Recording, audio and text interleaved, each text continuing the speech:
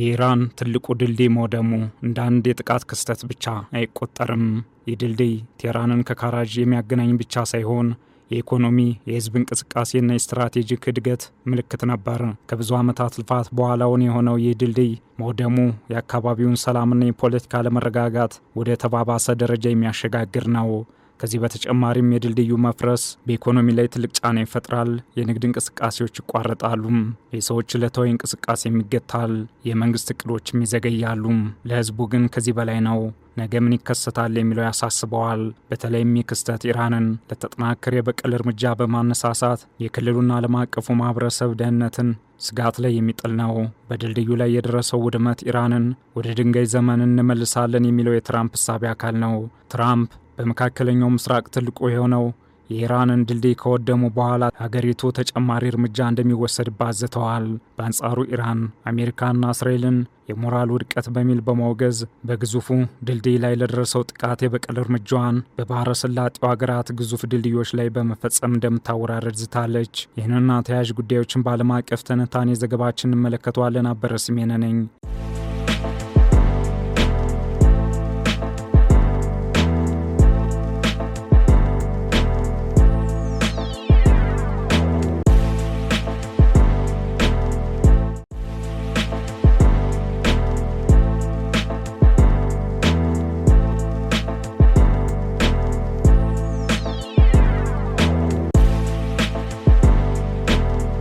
የአሜሪካው ፕሬዝዳንት ትራምፕ ቴህራንንና ካራጅን ለማገናኘት አዲስ የተገነባው 136 ሜትር ከፍታ ያለው ቢያንድ ድልድይ በከፍተኛ ሁኔታ ሲፈርስ የሚያሳይ ተንቀሳቃሽ ምስል አጋርተዋል። ድልድዩን ለማውደም በተፈጸመው ጥቃት 8 ሰዎች ሲሞቱ 95 ሰዎች ቆስለዋል።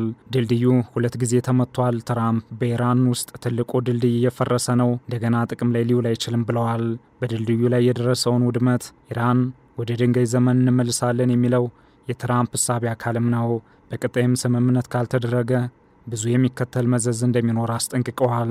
ከጥቃቱ ከአንድ ቀን በፊት ትራምፕ አሜሪካና እስራኤል በኢራን ላይ የጀመሩትን ጦርነት ወደ መጠናቀቅ እየተቃረበ መሆኑንና አሜሪካ በቅርቡ ሁሉንም ስትራቴጂካዊ ዓላማዎቿ እንደምታሳካ አስታውቀዋል። ነገር ግን ፕሬዝዳንቱ ባደረጉት ንግግር የኢራንን የኃይል ማመንጫ ጣቢያዎች ለማውደም በአጭር ጊዜ ከፍተኛ ጥቃት እንደሚፈጸም ተናግረዋል። ይህም በሚሊዮን የሚቆጠሩ ሰዎች የኤሌክትሪክ ኃይል እንዲያጡ ሊያደርግ ይችላል።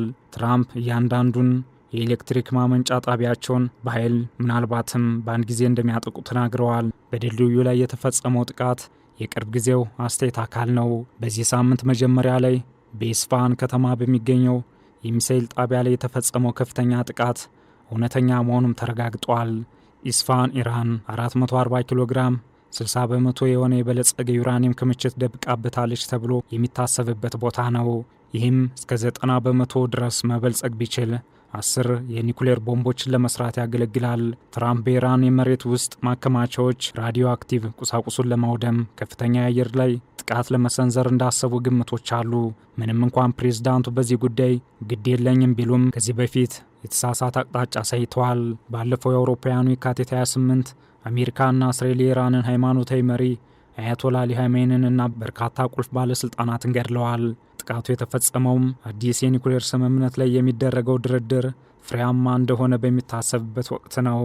ኢራን ከጦርነቱ መጀመሪያ ጀምሮ ከ15000 በላይ የቦምብ ጥቃቶችን በማስተናገድ ከአሜሪካና ከእስራኤል የበለጠ ጉዳት ደርሶባታል።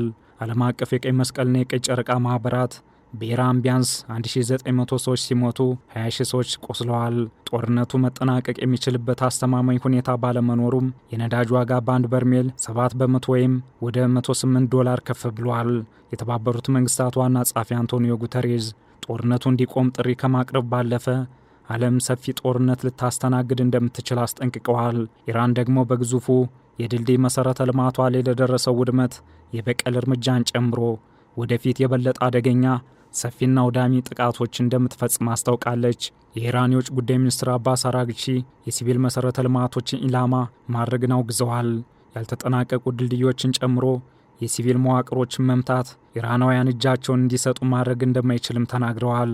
ሚኒስትሩ እንዲያሉ ድርጊቶች የጠላትን ሽንፈትና የሞራል ውድቀትን ያረጋግጣሉ ባይ ናቸው። የኢራን ትልቁ ድልድይ መውደሙ እንደ አንድ የጥቃት ክስተት ብቻ አይቆጠርም። ይህ ድልድይ ቴህራንን ከካራጂ የሚያገናኝ ብቻ ሳይሆን የኢኮኖሚ፣ የህዝብ እንቅስቃሴና የስትራቴጂክ እድገት ምልክት ነው። ከብዙ ዓመታት ልፋት በኋላ እውን የሆነው ይህ ድልድይ መውደሙ የአካባቢውን ሰላምና የፖለቲካ አለመረጋጋት ወደ ተባባሰ ደረጃ የሚያሸጋግርም ነው። በተለይም ኢራን በድልድዩ ላይ ለደረሰው ውድመት በባህረ ሰላጤው ሀገራት ውስጥ የሚገኙ ግዙፍ ድልድዮችን በማውደም እንደምታወራረድ አስታውቃለች። ይህ ክስተት ኢራንን ለተጠናከረ የበቀል እርምጃ በማነሳሳት የቀጠናውና ዓለም አቀፉን ማህበረሰብ ደህንነት ስጋት ላይ የሚጥል ነው።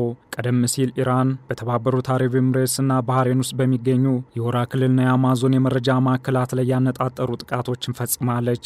ይህም በባንኮችና በመተግበሪያዎች ላይ የአገልግሎት መስተጓጎልና በግዳጅ መዘጋት አስከትሏል። ኢራን በአሜሪካ፣ እስራኤልና የባህረ ሰላጤው ሀገራት ላይ ከወጣቸው ጥብቅ ማስጠንቀቂያ ባለፈ የተባበሩት መንግስታት የጸጥታው ምክር ቤት በሆርሙዝ የባህር ወሽመጥ ላይ ድምፅ የመስጠት እርምጃ እንዳይወስድ በጥብቅ አስጠንቅቃለች። የጸጥታው ምክር ቤት በበኩሉ በሆርሙዝ የባህር ወሽመጥ ላይ የመከላከያ ኃይል እንዲሰፍር የሚያስችለውን የድምፅ መስጠት ሂደት አራዝሟል።